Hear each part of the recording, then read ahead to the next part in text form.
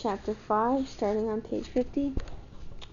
"These are the only clothes I have," protested Kit. "If they are not suitable, I shall stay here with Mercy." Through the crystal Sabbath morning, the meeting-house bell tolled steadily. Matthew Wood stood on the threshold of his home, his brushy eyebrows massed close together as he surveyed the three women who waited to accompany him.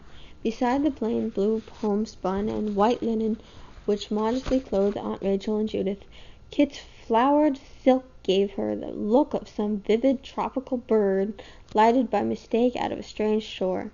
The modish bonnet with curling white feathers seemed to her uncle a crowning affront.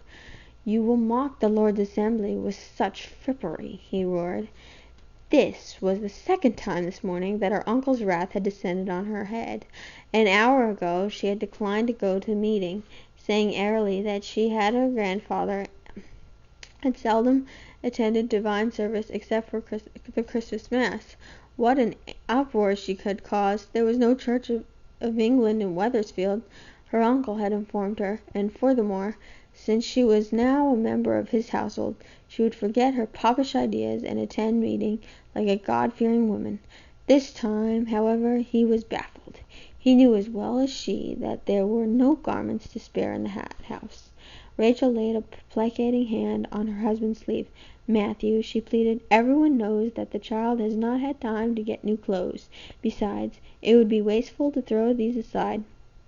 Catherine looks very pretty, and I'm proud to have her go with us." Judith was certainly proud of her. Judith was as outraged, certainly not proud of her. Judith was certainly not proud of her. Judith was as outraged as her father, though for a different reason. Her pretty mouth had sulked droop, and the long fringe of lashes barely hid the envy and rebellion in her blue eyes. The first venture outside her new home was not starting out auspiciously for Kit, but as they set out along the road she could not repress her curiosity and bouncing spirits. If they were going to church, then there must be a town somewhere beyond this narrow road. Under a brilliant blue sky, Wethersfield held far more welcome than on the first foggy day. There was a delicious crispness in the air. The family walked along the high street, past a row of substantial frame houses, and came out on a small square clearing. Kit looked up eagerly. "It is far to the town," she whispered to Judith. There was a silence. "This is the town," said Judith stiffly. "The town?" Kit stared, too aghast to realize her own tactlessness. There was not a single stone building or shop in sight. The meeting-house stood in the center of the clearing, a square, unpainted wooden structure, topped by a small turret.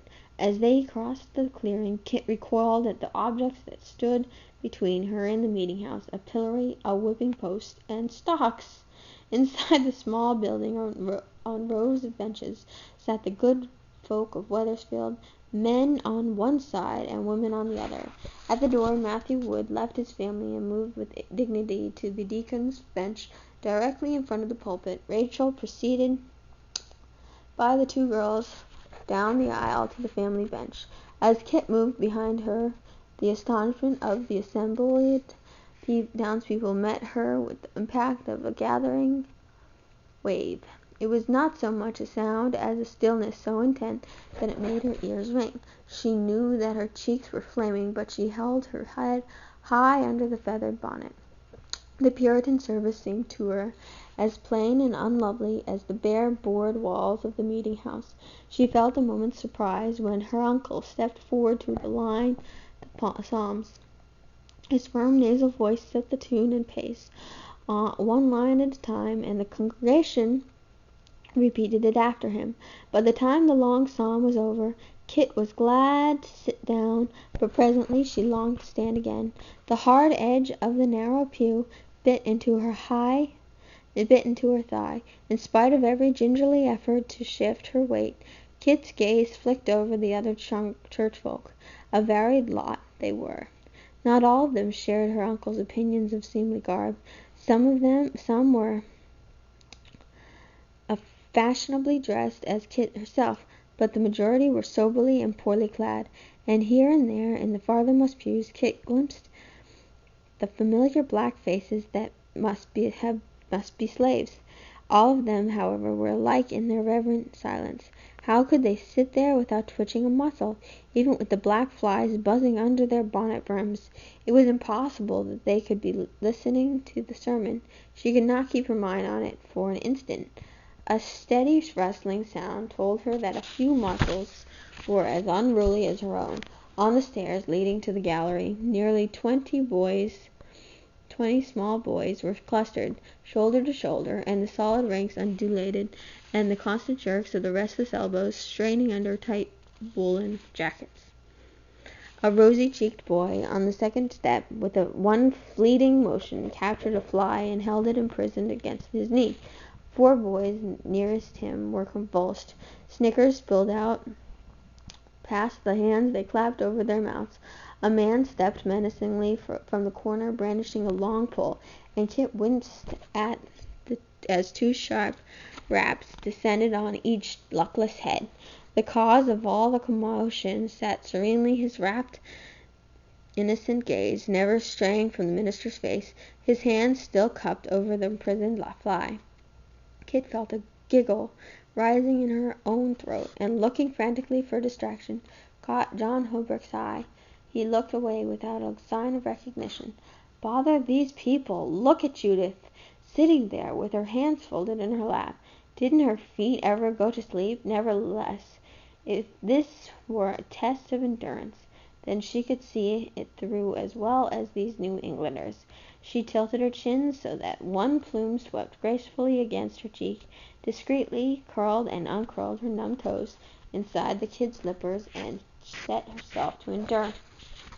The sun slanted directly downward through the chinks in the roofs when the sermon ended. It must have been a good 2 hours, and would, Kit suspected, have been much longer had not the minister's voice grown increasingly hoarse till it had threatened to fail altogether. Kit rose thankfully for the final prayer, and stood respectfully with the rest of the congregation till the minister had passed down the aisle to the door. Outside the meeting-house, the Reverend Gresham bulkily took Kit's hand in his. "So this is the orphan for Barbados," he rasped. "How grateful you must be, young lady, for the kindness of your aunt and uncle in your time of need." 2 deacons also took her hand, and stressed the word gratefully. Had Uncle Matthew informed the whole town that he had taken her out of charity? If so, then she was obviously a surprise to them. By the suspicion and downright hostility with which the deacons' wives were surveying her from feathered hat to slippered toe, she did not look like a pauper. Let them make what they liked of that. Most of the churchgoers did not come near her. A little distance away she glimpsed Goodwife Cruff, surrounded by a close huddle of whispering women, all darting venomous glances in Kit's direction.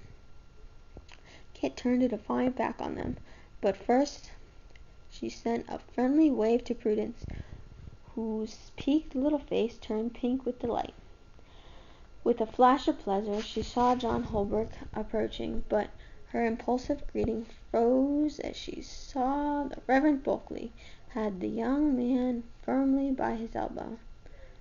In the shadow of his teacher, an extra staidness had fallen over the young divinity student, and his smile was lukewarm with dignity. Not till John had courteously acknowledged the minister's introductions did he turn to Kit. Page 55.